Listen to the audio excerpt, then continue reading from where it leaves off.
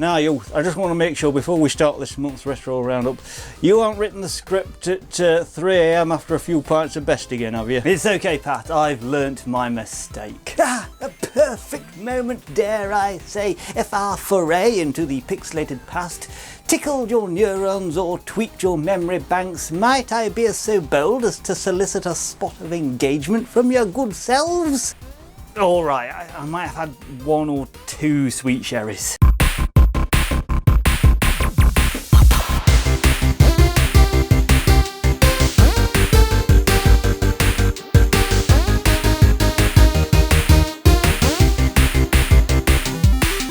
Ladles and jelly spoons, lovers of all things retro, welcome back to another Retro Roundup here on Kohigh Mathy's YouTube channel, coming at you live via videotape from the Orbital Broadcast Bunker, Britain's first and only airborne subterranean studio, where today we are diving into treasure trove of games from past 30 years, specifically those released in July of their respective year. So first, let's wind clock back to July of 1994.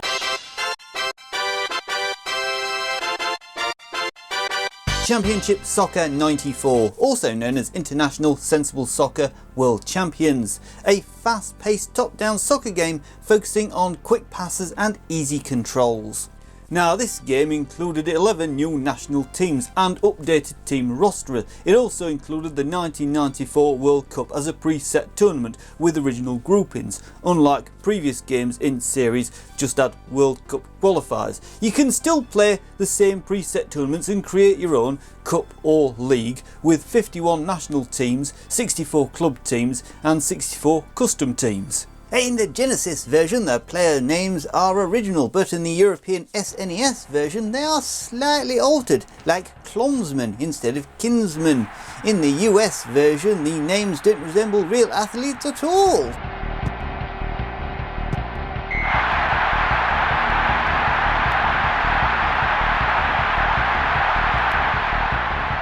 Sensible Soccer, a game that brought football to life with tiny pixelated players and a soundtrack that was anything but sensible. Oh, and let's not forget them physics. Players slid around like they were on an ice rink. Truly a football simulator for ages. Football on ice, you say? Sounds like they were mixing their sports. How very avant-garde. You will be flying the TIE fighter designated Alpha 1. You will have Star Wars TIE Fighter, a space flight and combat video game and a sequel in the Star Wars X-Wing series. You play as an Imperial starfighter pilot during the events between Empire Strikes Back and Return of the Jedi. Now the game was created by Lawrence Howard and Edward Killen's Totally Games Studios, and it uses the same engine as X-Wing but includes better graphics and new features. TIE Fighter were updated and re-released several times, and it has been a big hit with critics. Some even consider it one of the best video games ever made.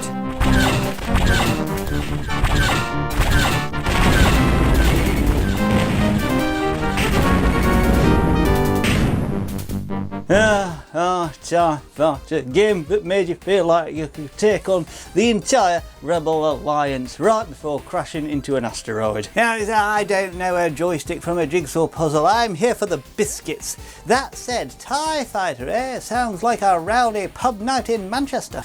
But instead of dodging bar stools, you're dodging laser blasts. Now then, did you know that Star Wars TIE Fighter made its way into book 1001 Video Games You Must Play Before You Die by the phenomenal editor of Edge magazine, Tony Mott? It's like making its way into the Hall of Fame of video games being in this tome, I tell you that for note. Well, does that mean it's got some kind of, fancy certificate or something? It just means, lads, that it's, legendary. Speaking of legends, let's talk about Coruscant. The game's high orbiting view of Coruscant looks almost exactly like it does in the prequel movies. And those movies came out 5 years after the game. So they copied the game. I always knew those Hollywood types were bastards. Now, a collector's CD-ROM version of the game shows Coruscant with clouds and a blue atmosphere, totally different from the city planet we know and love. I mean, it's like they had two completely different weathermen. I say, here's a quirky one for you. The TIE Fighter demo had a brief ad for the Dodge Neon. I mean, can you believe that? You're all set to blast some rebel scum and BAM! Check out new Dodge Neon. Nothing says galactic domination like a compact car advert. Now, the game came with a short story called Steel Chronicles. It were all about this chap called Marek Steele, a swoop jockey turned Imperial pilot. Now, the manual for the game were mixed into story, so you know, you learned to fly while Marek trained. I talk about immersive learning. Does it come with a tea break in the story too? No, Keith. But seriously though, it's like getting a free novel with your game, and the official strategy guide for the game gives you even more about Marek Steele's adventures. Fast forward now to July of 1999. We were blessed with Jagged Alliance 2 and Mario Golf. Tactical warfare meets leisurely putting, the combination you didn't know you needed.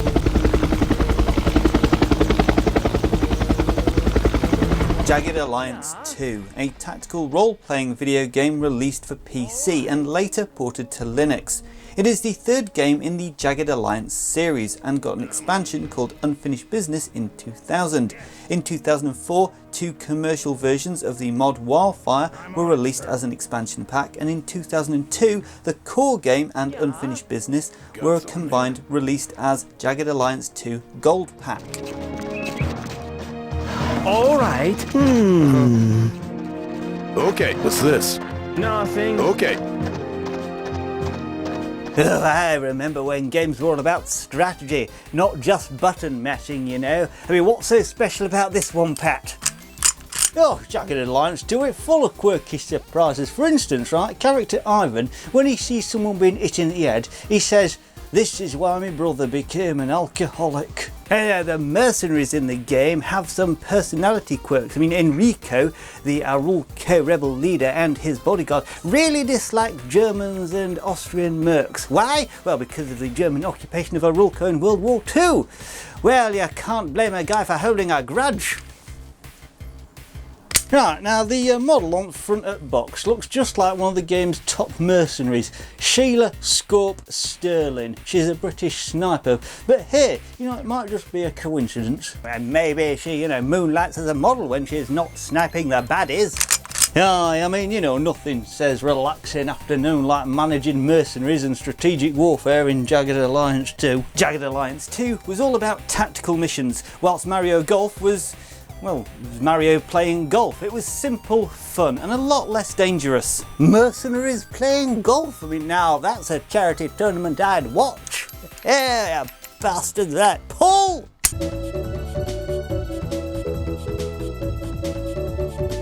Mario Golf, a sports game developed by Camelot Software Planning and published by Nintendo for the Nintendo 64. In the game, Mario, his friends and his enemies play golf on various Mario-themed courses. It is the second game in the Mario Golf series, following the NES Open Tournament Golf.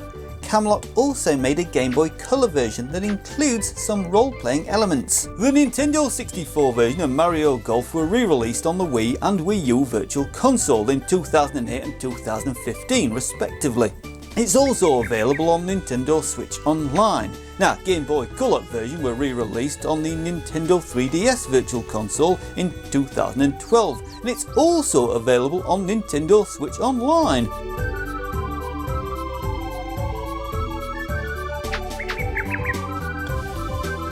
Nice par. Jumping ahead to July of 2004, where we've got the contrasting worlds of Catwoman and Shin Megami Tensei Digital Devil Saga. One had you prowling the rooftops as a feline anti-hero, and the other had you navigating a dark post-apocalyptic world with demons.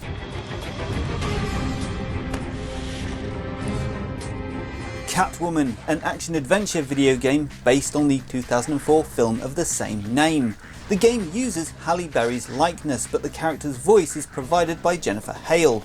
This was the last game made by Argonaut Software, except for Star Fox 2, which was complete in 1995, but only released in 2017. Oh god, I mean, talk about telling me Catwoman is a bad video game, you know, without telling me that Catwoman is a bad video game. Hey, there's not much else to say. I mean, the game looks shiny on surface, but it lacks depth. The developers tried to cover up its flaws with flashy visuals, but in end, Catwoman is just a basic combat game. It's an adventure game with frustrating controls and an annoying, nonsensical camera. It feels like a cash grab from the movie's license, focusing on style rather than substance. I mean, if you're a die-hard Catwoman fan, you might want to give it a go, but for everybody else, I'd say best steer clear. This is one kitty you don't want to mess with. Now, let's be honest, Catwoman were memorable for all the wrong reasons. They say each cat follows her own secret path. Some paths, like my own, begin in the dark.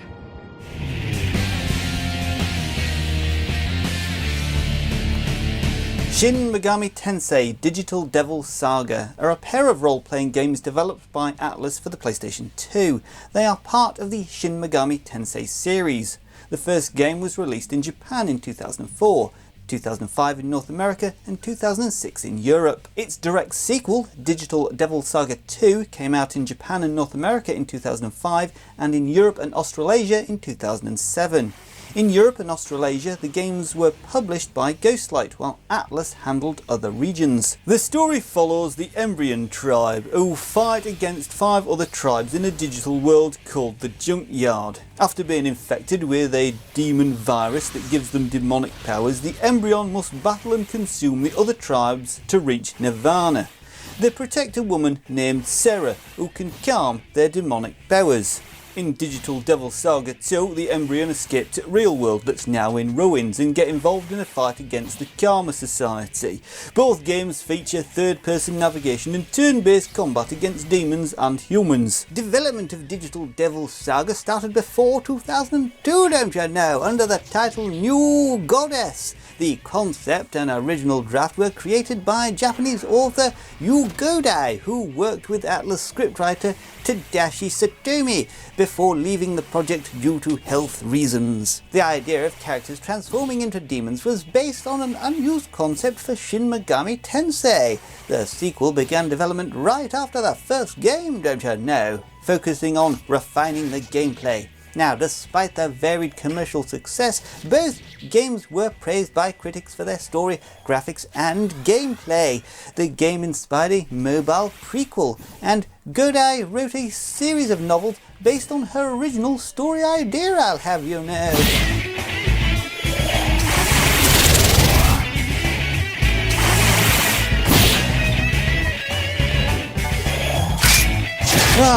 See what you did there, putting a really awful game alongside a really good game. Oh, clever. Yes, I thought that was quite clever. Oh, yeah, absolutely. I mean, Shin Megami Tennis is a right load of tosh. Give me an evening with Catwoman any day of the week. Now, you know, once you beat the game and save a clear new game file, you unlock a boss called Hitoshira. He's a demon fiend and he's considered one of the hardest bosses in RPG history. Beating him is like trying to win a fight with a T-Rex. Oh, yeah, I think you'll find, Pat, that's what the kids are calling her, a spoiler. But why is he so tough? Well now, Demi-Fiend is actually the protagonist from another game, Shin Megami Tensei Nocturne. He's got a complex backstory and it's like a soap opera and he's just as dramatic. Now, let's talk about the packaging. The US version of Digital Devil Saga came in a deluxe box set. It's like a luxury hotel for your game. The box was double width so that you had space for the sequel and included advertising for Digital Devil Saga and for another game, Stellar Deuce. It also came with the game's soundtrack. Talk about getting a lot of bang for your buck.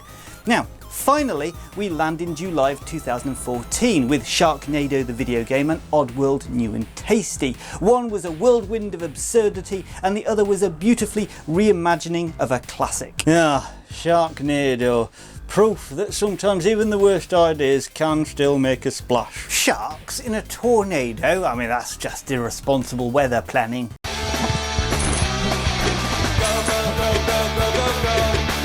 Sharknado, the video game. An endless runner game developed by Other Ocean Interactive and published by Majesco Entertainment.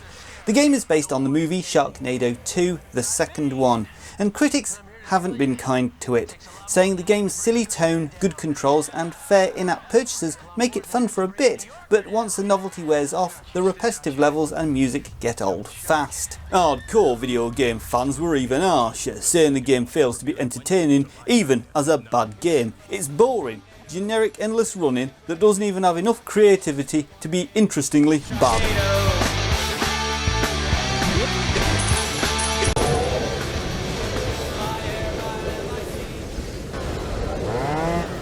Oddworld New and Tasty brought back all the nostalgia of the original with a fresh coat of paint. It's like putting a hat on an old friend, it just works. Told you, I'm not wearing the hat, it makes me look like a loon. That's me. My name is Abe. I was employee of the Oddworld New and Tasty, a cinematic platform video game developed by Just Add Water and published by Oddworld Inhabitants. It is a complete remake of Oddworld Abe's Odyssey. The game was released for the PlayStation 4, Linux, PC, OS X, Xbox One, PlayStation 3, PlayStation Vita and Wii U. It later came out on iOS and Android as well as a Nintendo Switch version in 2020.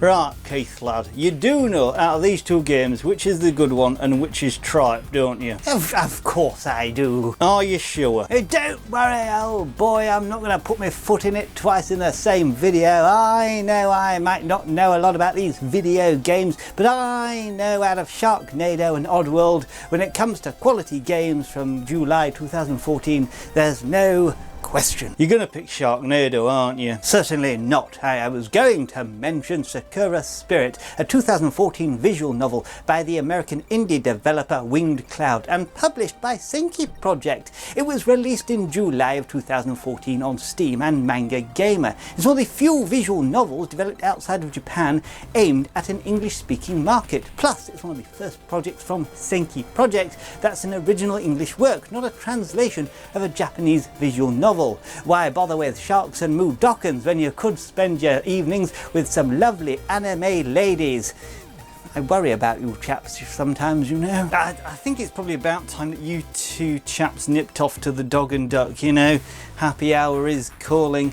Well, ladles and jelly spoons, that was our whirlwind tour through the last 30 years of releases for July. From space battles to bizarre weather phenomenon. We've covered quite a bit. I feel like I've just travelled through time with a couple of very eccentric tour guides. And what a journey it's been. If you've enjoyed this trip down memory lane, don't forget to click the old like button and leave us a comment down below. Let us know if you've played any of the games that we featured today. Share this video with your retro gaming chums. And subscribe. Your support keeps us going and helps us bring you more of these nostalgic adventures. Who knows, maybe next time our lad Keith will actually play a game. As long as there's tea and biscuits involved, count me in. As always, ladles and jelly spoons, if you've made it to the end of the video, thank you so much for watching. But before we go, I want to leave you with this. Do radioactive cats have 18 half-lives? Cheerio, see you soon.